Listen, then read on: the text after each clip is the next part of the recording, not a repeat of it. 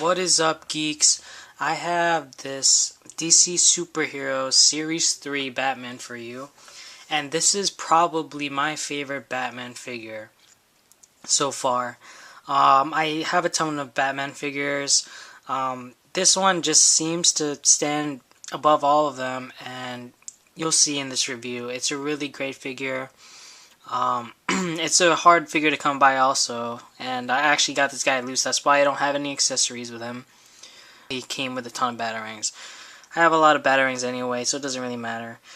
But let's get into this review. So here's a close-up of the DC Superheroes Batman from the Series 3 wave, and he just looks so awesome. I love the skinny neck here. It reminds me of the Dark Knight cowl. It looks really cool, and as you can see, there is a lot of dirt and grime, and he looks like he just got beaten up or he just beat on someone.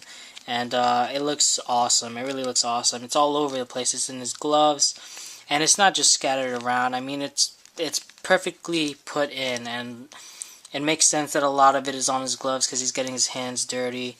What surprises me the most are his boots, actually. Like, you can see there is stitching here on the side, like even here too, like on the edge of the boot. That's how intricate they were with this DC Superheroes line. It's amazing how they added that stitching in there. It looks so authentic, and it looks really good on this figure.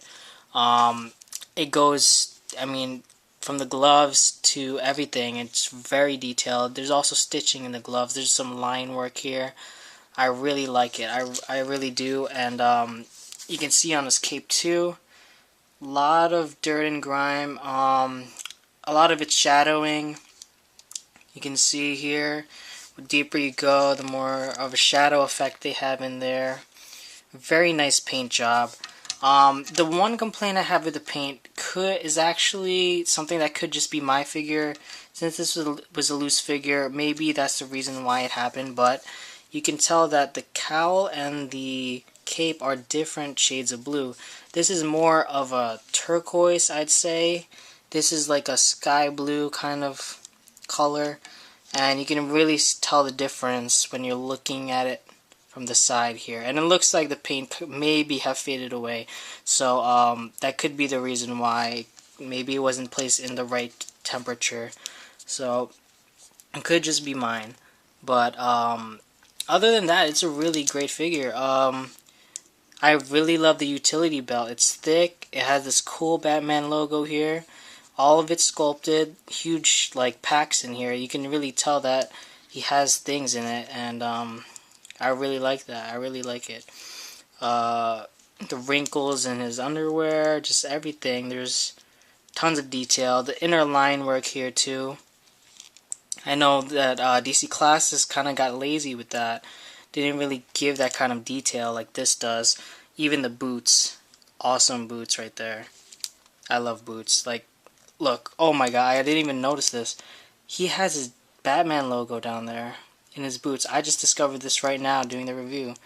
So, if that's not the reason to get this figure, then I don't know what reason there is. So, but like, it's a super awesome figure. The Batman logo is also sculpted on there. Just everything is picture perfect. Loving the boots. Okay, so the articulation on this guy. Left and right movement.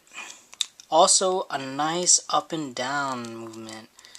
Very nice. You don't see this in DC Classics figures, so that's great. That's really good. His arm can go up that much. Goes front and back very easily. Bicep swivel. Has the single joint in the elbow.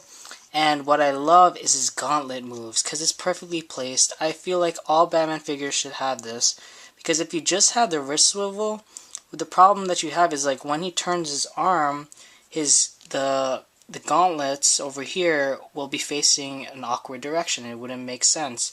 But since the whole gauntlet moves, the whole glove moves, it makes sense. So it's always facing the right direction with his fist. That's what I love about this.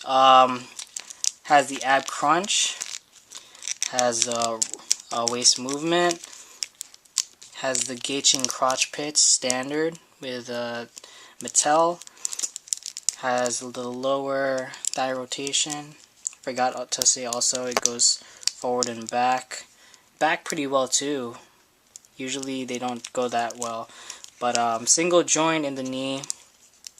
Could have used a boot swivel over here, but they didn't do that. It's okay. Has very nice ankle movement here.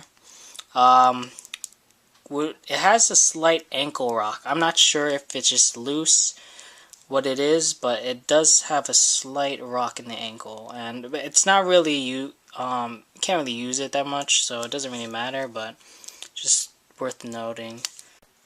So here he is with a bunch of my Batman figures, all from the 6-inch scale. I have like a ton of these. I'm planning to do like a whole video of me showing off all of my Batman figures, and until then, this is what you're gonna see. This is the most I've shown in a video, I believe.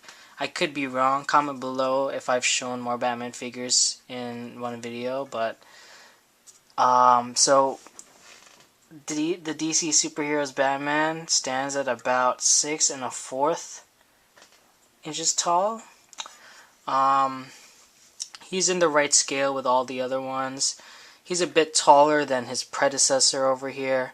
I'd say he's about the same height as the DC New 52 Batman and the Injustice Batman. So yeah, I hope you liked my review. I've been posting a lot of Batman figures. I've been posting a lot of DC because it's DC week. So eventually I'm going to be posting a lot more Marvel because the Wolverine's coming out soon.